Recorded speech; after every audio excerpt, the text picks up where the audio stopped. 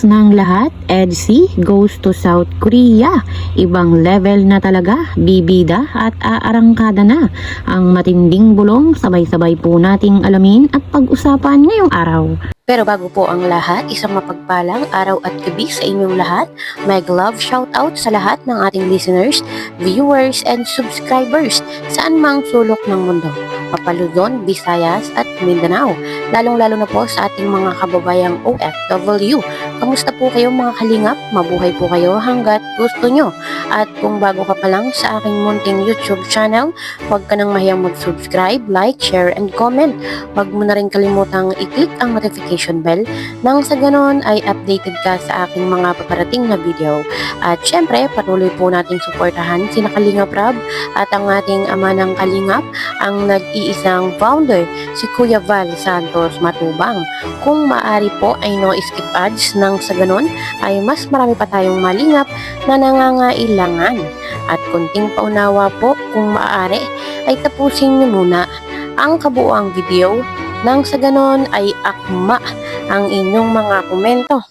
Sa bakasyon ni Biancy merong mangyayaring pasabog. Pasabog po sa ano po na Hindi ko po alam kung hindi ko po alam kung bakasyon, kung bakasyon or may sa lab team nila. Hindi ko alam kung may pasabog ang mga sponsors, basta yun po. Totoo po yan, si Kalingap para po nagsabi Nag-vlog po baga kami kanina? Nag-vlog po kami kanina, kakatapos lang po kanina, di ba? After po din, nag-live selling po sila. Nag-cameraman nga po ako, kaya nga po sabi ko sa inyo, may matinding bulong po. Grabe, ang ganda ng lugar. Ang ganda nung ang ganda po nung country na pupuntahan. Sana all. Matutupad lang ko. Sino kayo mga taga-Korea dito, no? Sino kayo mga taga-Korea?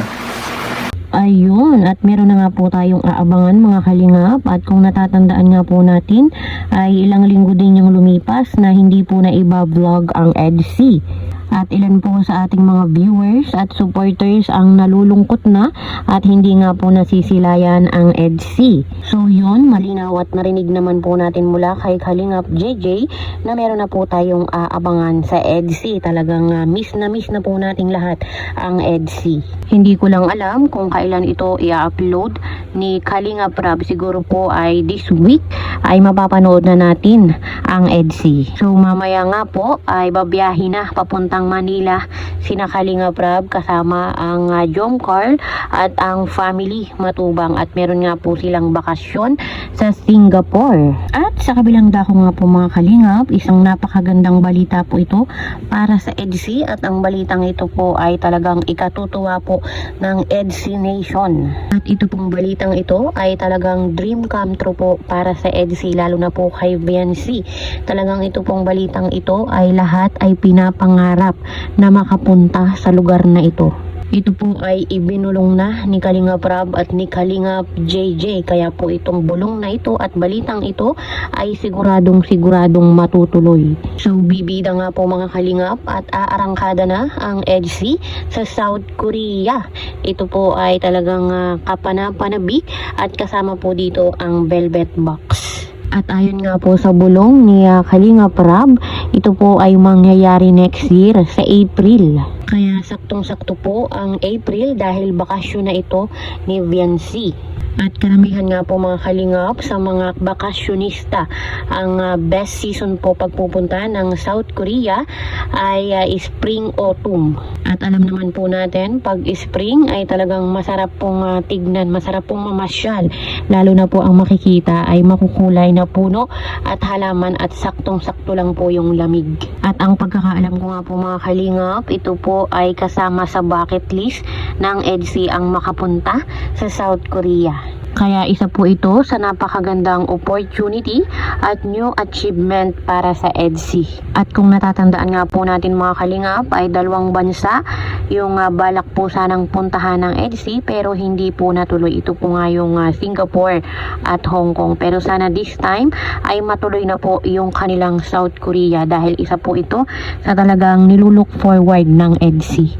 Kaya abangan po natin itong mga kalingap at yung announcement ni Kalingap Rab, talagang kapanapanabik at exciting ang mga mangyayari. Hindi lang po ito mga kalingap at napakarami pa po nating dapat abangan sa EDC, kaya patuloy lang po natin silang suportahan. Sa live natin. Tapos, bigla siyang nag-comment ng ganito. Yan. Tapos, after po nun, hindi niya kita niya, may hint na. Yung flag po na yun ay South Korea, di ba po? South Korea. Tapos, meron pang, meron pang kinoment. Ano pa po, yan. Kinoment pa po yung mga kalingap. Ibig sabihin po niyan, ang EDC ay pupunta ng South Korea with Velvet Box. Velvet Box guys, na ibulong ko na ibulong pa ni Kalingap Rab. So, confirmation lang po mga kalingap. So ayun po, ganda po ang aabangan sa EDC dahil po meron po silang tour kung saan mag-enjoy at syempre paghahandaan yung EDC Nation, EDC Collaboration, EDC lahat ng groups sa EDC. And for sure po, mga kalingap, talagang preparahan nyo yan. Syempre po, ilang days sila dun, di ba po? Ayan po guys, ano po yan legit yan sa, meron ding binigay na date, di ba? Date ba yun or code ng item na sa Velvet?